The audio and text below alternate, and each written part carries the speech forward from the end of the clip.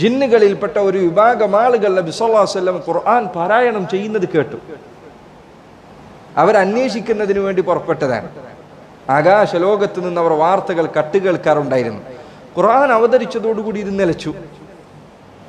എന്തുകൊണ്ടാണ് വാർത്തകൾ കേൾക്കാൻ സാധിക്കാത്തത് എന്ന് അറിയുന്നതിനു വേണ്ടി ജിന്നുകൾ പല നാടുകളിലേക്കായി ചിതറിപ്പോയി. എന്തോ സംഭവിച്ചിട്ടുണ്ട് എന്ന് അവർക്ക് മനസ്സിലായി.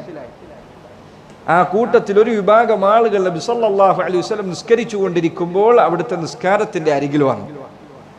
അവിടുന്ന് അതാ ഖുർആൻ പാരായണം ചെയ്യുന്നു. അത് കേട്ടപ്പോൾ അവർ നബി സല്ലല്ലാഹു അലൈഹി വസല്ലമയുടെ അരികിൽ വന്ന് കൂട്ടം കൂടി നിന്നു.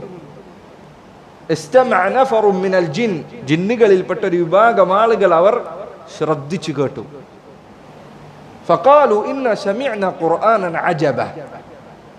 അവർ ഖുർആൻ കേട്ടപ്പോൾ പറഞ്ഞു, അത്ഭുതകരമായ ഒരു ഖുർആൻ തന്നെ ഞങ്ങൾ കേട്ടിരിക്കുന്നു. ഇന്ന സമിഅ്നാ ഖുർആനൻ അജബ യഹ്ദി ഇല റുഷ്ദ്. അവർ ബുദ്ധിയുള്ളവരായിരുന്നു. അവർക്ക് മനസ്സിലായി യഹ്ദി ഇല റുഷ്ദ്, ഇത് സന്മാർഗത്തിലേക്കാണ് നയിക്കുന്നത്. ഫആമന്നാ ബിഹി. അവർ കാത്തു നിന്നില്ല, ഒന്നുകൂടി കൂടിയാലോചിക്കട്ടെ എന്ന് പറഞ്ഞില്ല. ഫആമന്നാ ബിഹി. അവർ ഉടനെ അതിൽ വിശ്വസിച്ചു. ഉടനെ അവർ വിശ്വസിച്ചു എന്ന് മാത്രമല്ല, ഖുർആൻ പഠിപ്പിക്കുന്ന ഒന്നാമത്തെ ആദർശം എന്താണെന്ന് അവർക്ക് മനസ്സിലായി.